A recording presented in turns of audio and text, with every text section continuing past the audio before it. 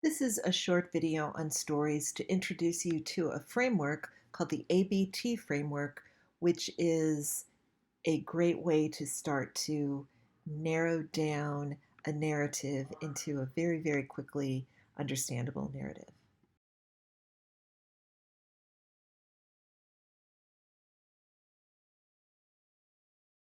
Great brands always use stories in storytelling. Stories are important because they're easier to comprehend and more memorable than scientific facts or other types of objective information.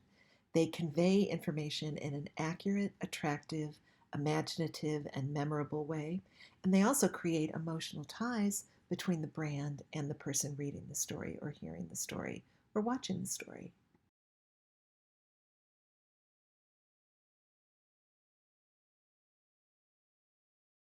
Stories are about social actions and interactions, and that's really central to our life as a human being because social knowledge is the center of our cognitive system.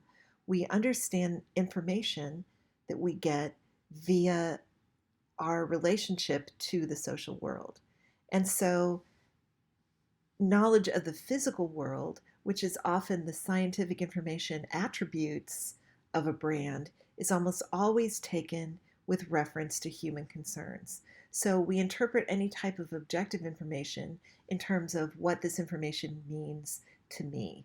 And so as stories then can be memory structures, so they connect with the different parts in our brain and create meaning. And that's really the important thing, is that objective information is kind of a list of facts, but stories that connect to human emotions are meaning creators. And that is what really sticks with people, and they're much easier to understand.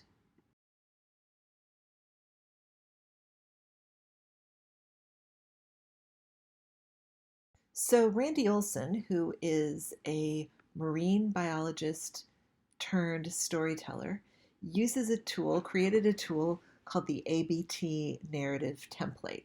And it's a tool for organizing the narrative structure of any amount of content. He's written books on the ABT, and he goes around the world doing workshops on the ABT. And he's a really interesting guy. If you want to read more of what he's written, let me know. So he says it is at the core of storytelling, logic, reason, argument, and the scientific method. And it breaks a narrative down into a single sentence using three connector words: and, but, therefore. And is agreement, what we know about what's going on in the world. It's the setup of the story. But is a contradiction or conflict or problem that occurs, and therefore is the consequence or the solution, action, the resolution of the story. So, and but therefore can be used to tell a story in a simple and emotional way.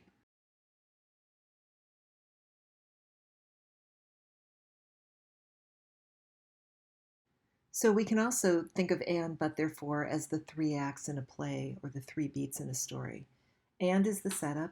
There's a little girl who lives in Kansas and she has a little dog and she lives on a farm and she has um, a good family and people who care for her. Act two, but she was out thinking about running away because she was bored and she got caught up in a tornado that took her far, far away from home. Therefore, she had to find her way back home. And that's The Wizard of Oz.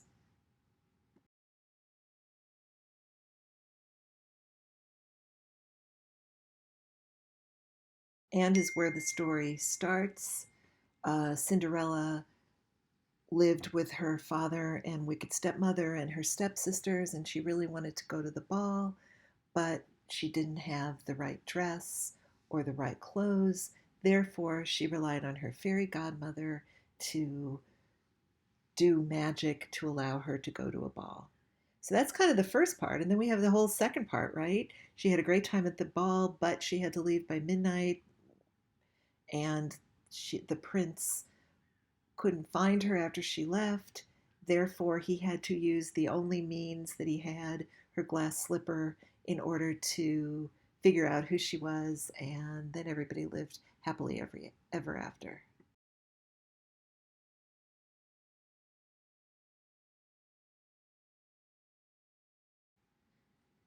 This chart just shows some other traditional ways people have told stories. One is the and, where all it is a bunch of facts. And that's boring and it's not really a narrative. The DHY uses despite, however, and yet, which is just conflict after conflict after conflict. Kind of like in Cinderella, we kind of had a number of conflicts there at the end that can get kind of confusing and overly narrative. But the ABT is interesting and is seen as the optimal narrative.